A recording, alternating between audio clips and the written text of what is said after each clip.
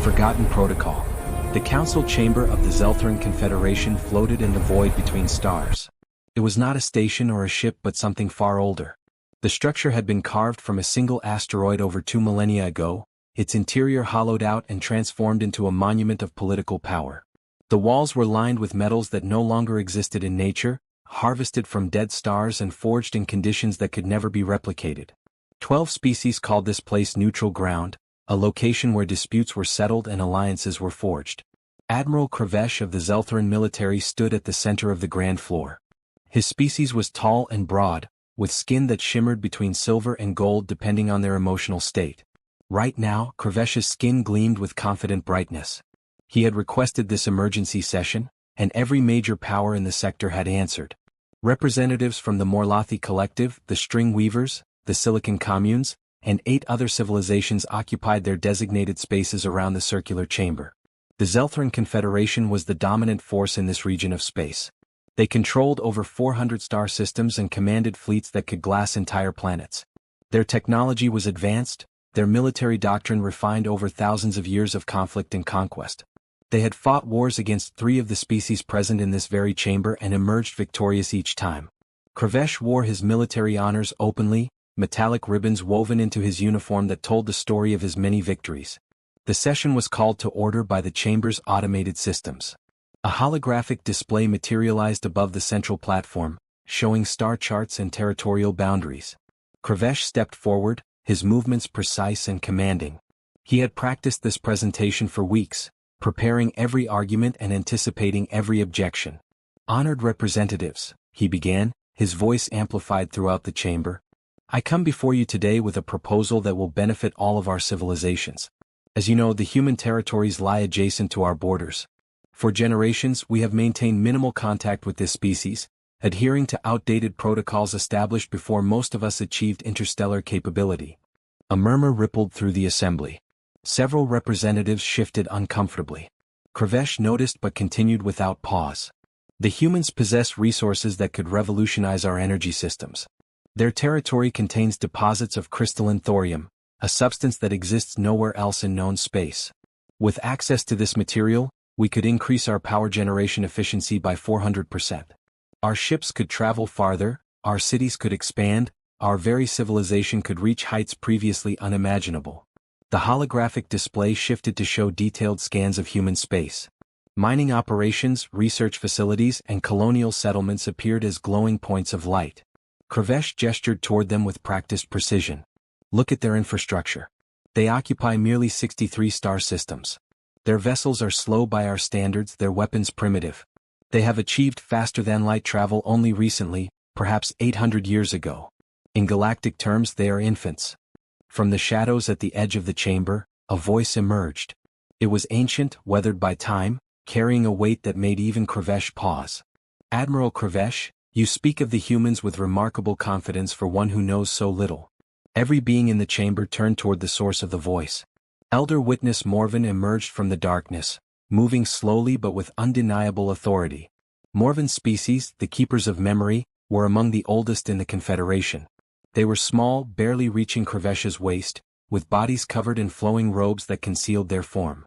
But their eyes, pale and luminous, held the accumulated knowledge of millennia. Morven had not spoken in open council for over 3 centuries. His presence at this meeting was unusual enough. His decision to speak was unprecedented. Elder Witness, Kravesh said, struggling to maintain his composure. I welcome your wisdom, of course, but I have studied the humans extensively. I have reviewed intelligence reports spanning 200 years. I believe I understand them quite well. Morven moved toward the center of the chamber with deliberate slowness. Each step seemed to carry immense significance. When he finally spoke again, his voice filled the space completely. You have studied data and reports. You have analyzed their technology and counted their ships. But you do not understand them, Admiral. You cannot understand them by looking at numbers and charts. The holographic display flickered and changed without anyone touching the controls. Morven possessed that authority, the ability to override any system in the chamber through sheer seniority and encoded permissions that predated most modern technology. The star chart disappeared, replaced by historical records. Images of worlds that no longer existed, fragments of civilizations lost to time. 4,000 years ago, Morven began, there existed a species called the Vraxians. They were powerful beyond measure, controlling territories that dwarfed our current confederation. They were masters of biological warfare, genetic manipulation, and psychological conditioning. Their empire spanned 300 star systems at its height.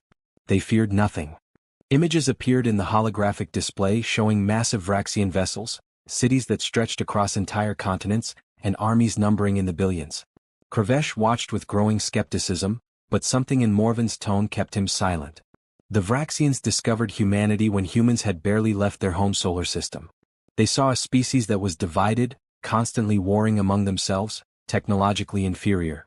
The Vraxians decided to claim human territory for themselves. They attacked without warning. The display showed scenes of devastation.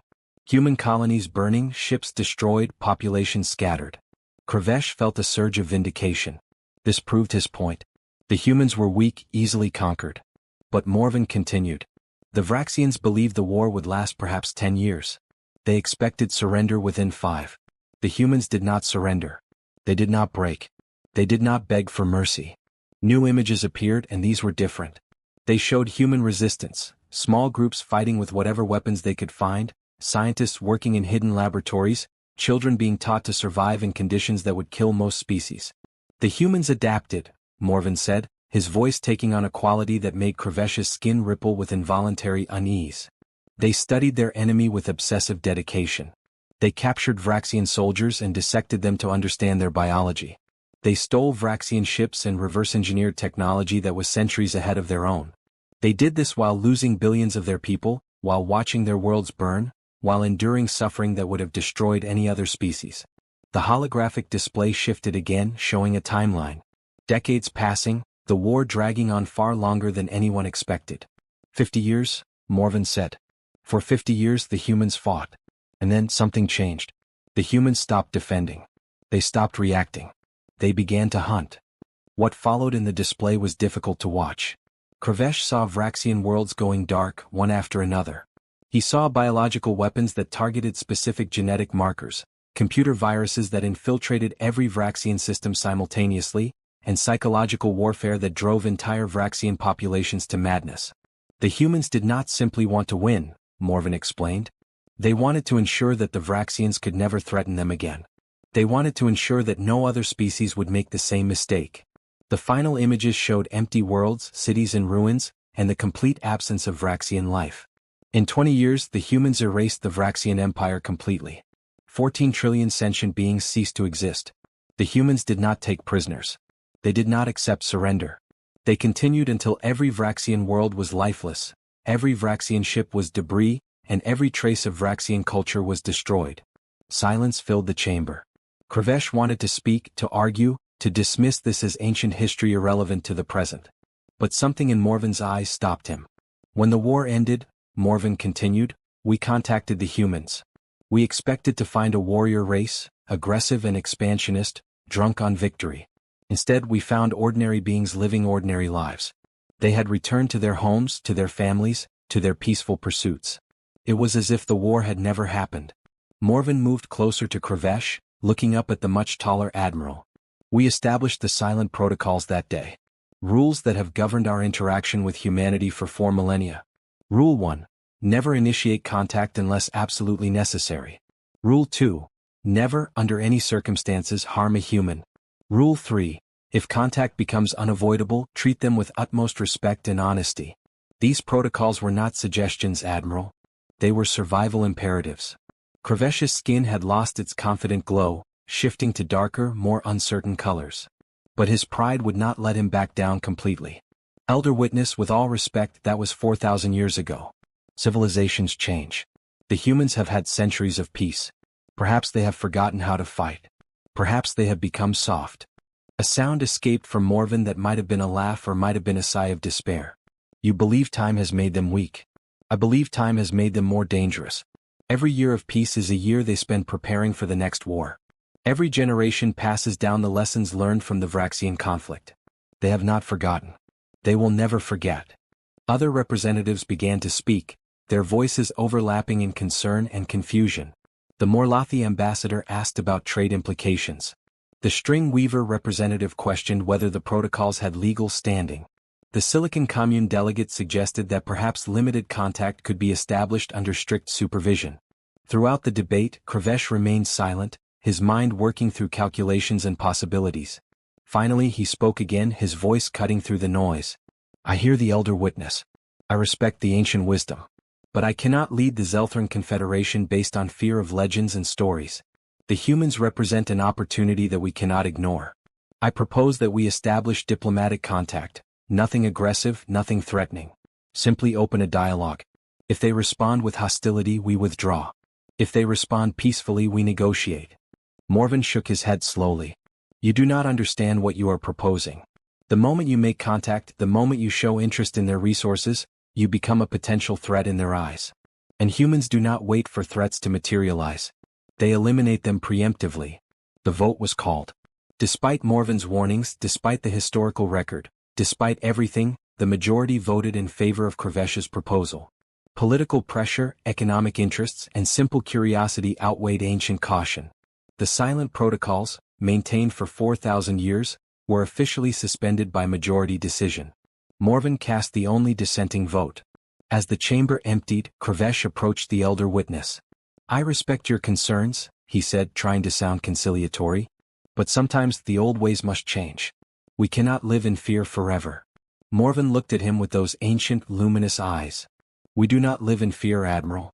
We live in wisdom. There is a difference. You will learn this difference soon enough. I only hope the price of that education is not too high. 3 weeks later, Admiral Kravesh led a fleet of 30 vessels into human space. Their mission was classified as diplomatic outreach. They carried gifts, trade proposals, and messages of friendship. They approached a human research station orbiting a gas giant in the outer territories, a facility studying exotic matter and conducting experiments in controlled environments. The humans responded to their hails immediately. The voice that came through was professional, courteous, and completely calm. Zelthran vessels, this is Research Station Pythagoras. We acknowledge your presence. Please state the nature of your visit. Kravesh smiled, his skin brightening with satisfaction. This was going to be easier than he thought. The humans showed no fear, no aggression, just simple professionalism.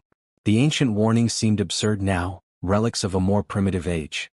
He prepared his opening diplomatic message, confident that history would remember him as the leader who brought the Confederation and humanity together in mutual prosperity. He had no idea that every word he spoke, every system on his ships, every member of his crew was already being catalogued, analyzed, and filed away in databases that would determine the fate of his entire civilization. The humans were listening. They were always listening.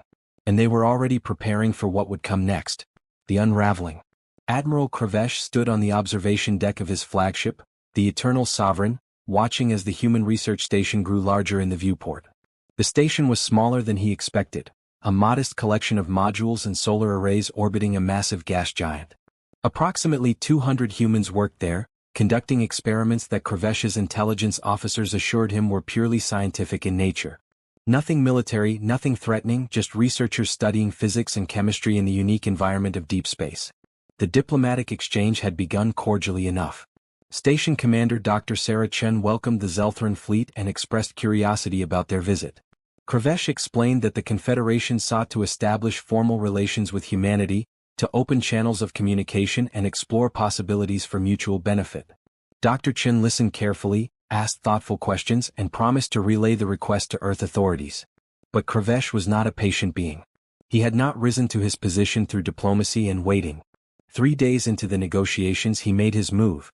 His intelligence suggested that the research station was conducting experiments with crystalline thorium, extracting samples from the gas giant's upper atmosphere. This was exactly what the Confederation needed. Rather than wait for bureaucratic channels and endless negotiations, Kravesh decided to demonstrate Zelthran's strength and resolve. His fleet surrounded the station. Weapons remained powered down, but the message was clear. Kravesh transmitted directly to Dr. Chin. Commander Chin, the Confederation requires access to your crystalline thorium reserves. We are prepared to offer compensation, but we will not accept delays or refusals. You will provide us with samples and technical data regarding extraction methods. There was a pause before Dr. Chin responded. When she did, her voice remained steady, professional, showing no signs of fear or anger. Admiral Kravesh, I do not have the authority to share our research or materials. I will need to consult with Earth government officials. This will take time. Kravesh's skin darkened with impatience. You misunderstand the situation, Commander. This is not a negotiation. Your station is surrounded by 30 military vessels. You have no weapons, no defenses, no means of escape. You will comply with our requirements, or we will take what we need by force. Another pause, longer this time. Then Dr. Chin spoke again, and something in her tone made Kravesh's tactical officer glance nervously at his instruments. Admiral, I need to be very clear about something. We have recorded this entire interaction. It has been transmitted to multiple locations in human space via quantum entanglement communication. If you take hostile action against this station, you will be initiating an act of war against humanity. I strongly advise you to reconsider. Kravesh laughed, the sound echoing through his bridge. His crew joined in, their confidence bolstered by their admiral's bravado. Commander Chin, your government is 8 light years away. Even with your fastest ships, it would take weeks for any response to reach us. By that time we will have what we came for and will be long gone. I am giving you one final opportunity to cooperate voluntarily. Silence from the human station. Then quietly Dr. Chin spoke her last words before everything changed. Then you have made your choice, Admiral. I'm sorry it came to this. Kravesh ordered boarding parties to the station. Zelthran soldiers moved through the facility with practiced efficiency, securing sections and rounding up personnel. The humans did not resist. They allowed themselves to be detained, their expressions unreadable. 23 scientists, 12 engineers, and 8 support staff were taken into custody aboard the Eternal Sovereign. Dr. Chin was brought directly to Kravesh. She was smaller than most humans, her dark hair pulled back in a practical style, her eyes alert behind simple glasses. She walked with a slight limp, and Kravesh learned later that she had been injured in a mining accident years ago. She showed no fear as she stood before the towering admiral. You have made a terrible mistake, she said simply. Kravesh gestured dismissively. I have secured valuable resources and established Zelthran authority in this sector. Your people will learn to respect our power. Perhaps, in time, we can establish more equitable relations. But first, humanity must understand its place in the galactic order. Dr. Chin tilted her head slightly, studying him with an intensity that made him uncomfortable. You don't understand what you've done. You've crossed a line that hasn't been crossed in 4,000 years. There are protocols, agreements that have kept the peace. You've broken them all. Kravesh had heard enough. He ordered Dr. Chin return to the detention area with the other prisoners.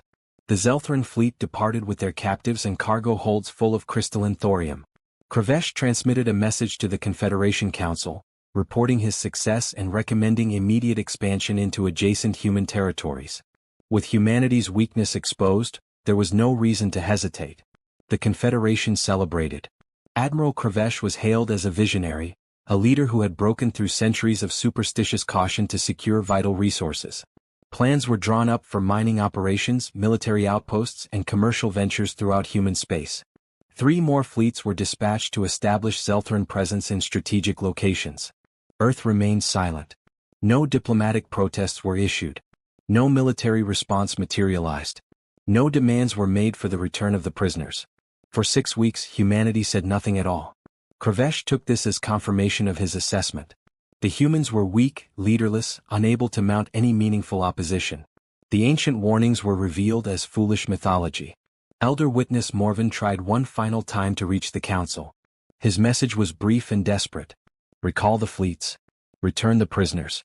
Issue a formal apology immediately. The human silence is not weakness. It is preparation. You have days, perhaps hours, before they strike. Please, I beg you, undo this catastrophe while there is still time. The council dismissed his plea. Kravesh personally responded, his message dripping with condescension. Elder Witness, your fears are unfounded. The humans have shown themselves to be exactly what they appear, a minor civilization incapable of challenging Confederation authority. Perhaps it is time for you to retire and allow younger, more pragmatic minds to guide our people. 2 days later, the attacks began. They did not start with explosions or battleships. They started with silence of a different kind. Communication networks across Zelthran space began experiencing failures. Not obvious breakdowns but subtle corruptions. Messages arrived garbled. Coordinates were wrong by tiny margins. Sensor data became unreliable. Military vessels reported phantom contacts that disappeared before they could be investigated. Kravesh ordered his technical specialists to investigate. They found nothing wrong. The systems checked out perfectly. Yet the problems continued, spreading like a disease through the Confederation's infrastructure. Within 3 days, military coordination became nearly impossible. Ships could not reliably communicate with each other. Ground installations lost contact with orbital platforms. Emergency channels became so cluttered with false signals that real emergencies went unnoticed. Then the physical attack started, but not in any way Kravesh had anticipated. No human fleet appeared. No human vessels were detected. Instead, Zelthran installations simply stopped functioning. Mining operations on the outer rim reported complete power failures. When repair crews arrived, they found their equipment sabotaged from within, components rewired in ways that should have been impossible, security systems bypassed by methods that shouldn't exist. A military shipyard producing Confederation cruisers experienced a catastrophic accident. 3 vessels under construction exploded simultaneously, destroying the entire facility and killing 8,000 workers. Initial investigations blamed equipment malfunction, but deeper analysis revealed something terrifying. The ship's manufacturing systems had been compromised months ago, long before the incident with the Human Research Station. Someone had been inside Confederation networks for a very long time, waiting patiently for the right moment to act. Kravesh's flagship, still carrying the human prisoners, began experiencing similar problems. Life support fluctuated. Gravity systems failed randomly. Weapons refused to power up.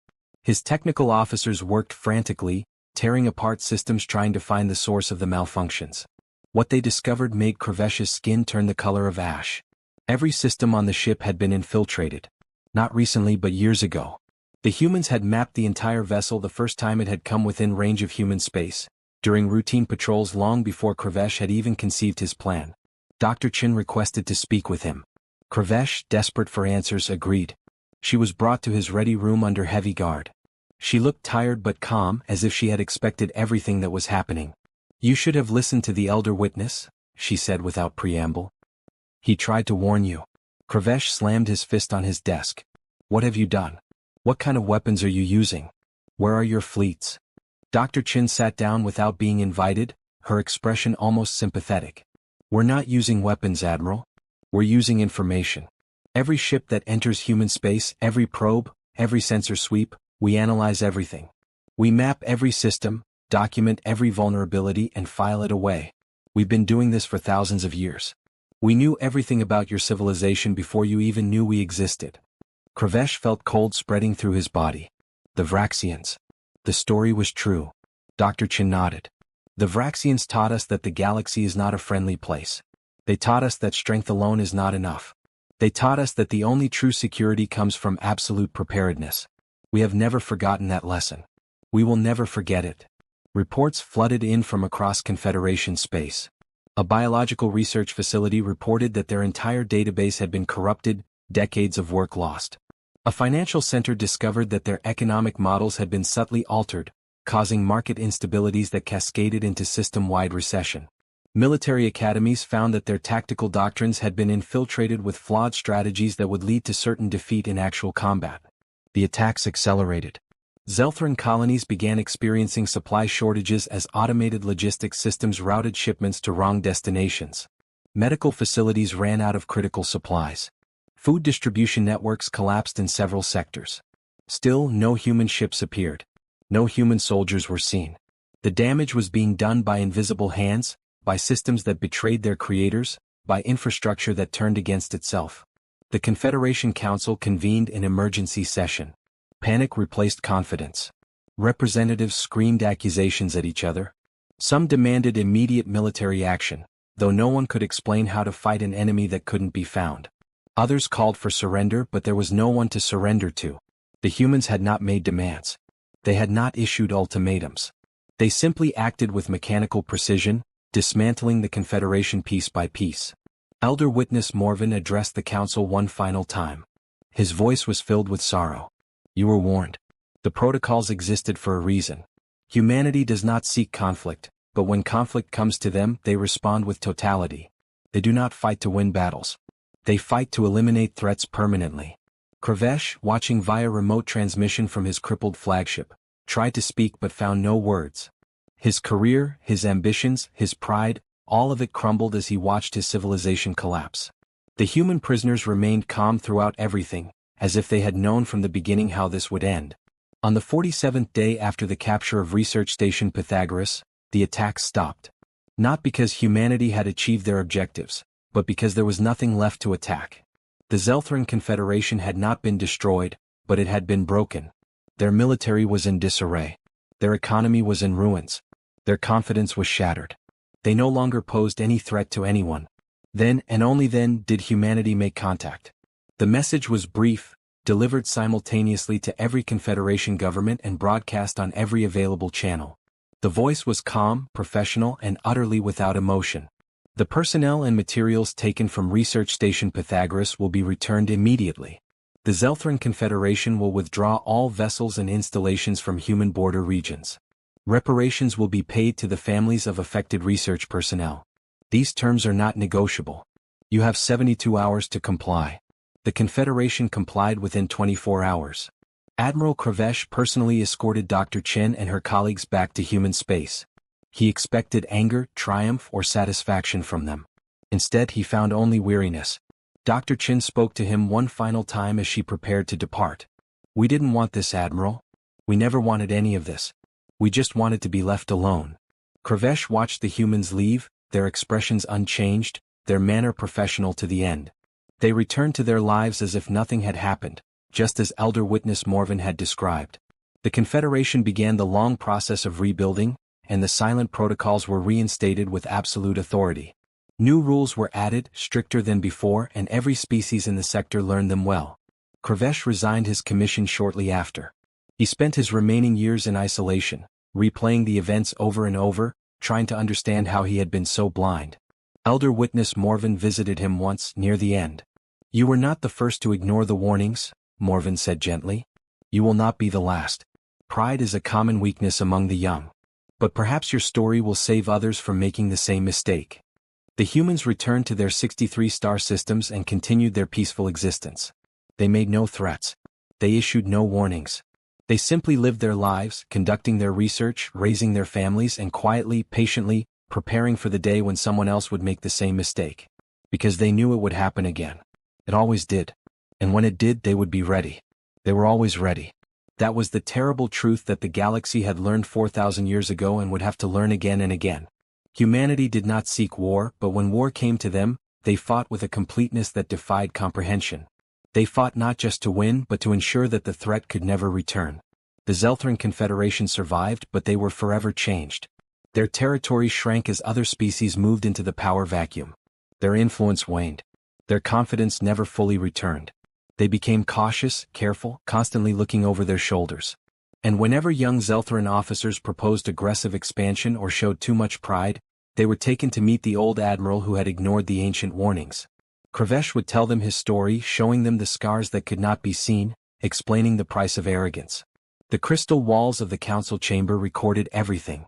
The warnings, the debates, the catastrophe, and the aftermath. Future generations would study these records and hopefully learn wisdom. But Morven knew better. Every few centuries someone would forget. Someone would test the boundaries.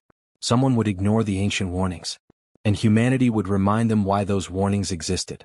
It was the galaxy's oldest cycle, and it would continue as long as both humanity and hubris existed in the universe.